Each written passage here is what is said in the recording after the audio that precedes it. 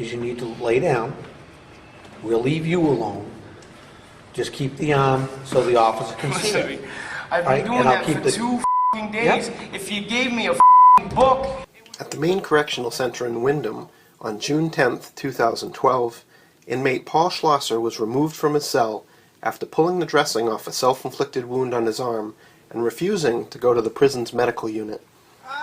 After extracting him from the cell, corrections officers put him in a restraint chair so that he could receive medical treatment. While officers tried to reposition his arms, Schlosser spit at a guard and was then sprayed at close range with a pepper spray device that is meant to be used at a greater distance against multiple inmates. Captain Sean Welch, who deployed the pepper spray and was overseeing the extraction, was slated to be fired, but after an appeal, received a suspension instead. Knock it off.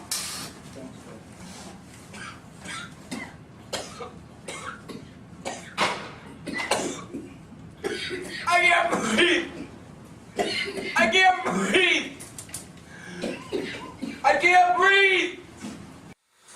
Don't get off my head, Captain. That's the Captain.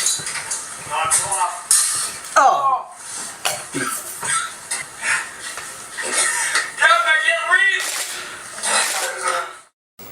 I don't understand how I mean, I guess that's their form of punishment so that he doesn't do it again. But if he doesn't remember what he did to get to that point, except for what they tell him, how's he gonna learn from that?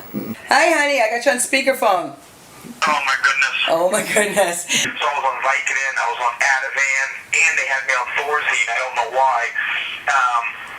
And I don't really remember the beginning. I can tell you, more details towards the end. But I was so out of it. I don't recall really even them asking me to, to come, to get cleaned up, I guess, in there. And they had me all strapped in.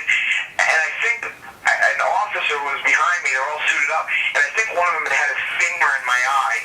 I was upset, and I leaned back and I spit, on one of these officers. He captain, that's when he had maced me with a big hamster mace, and I couldn't breathe, and it was just an awful claustrophobic. It wasn't even the burn that really bothered me. It was I could not breathe. This stuff, you can't breathe when they hit you with it. But in these environments, it is difficult. So, we're asking people to kind of do superhuman tasks to a degree and have a very high expectation of how they manage that. In this case, it was not managed well.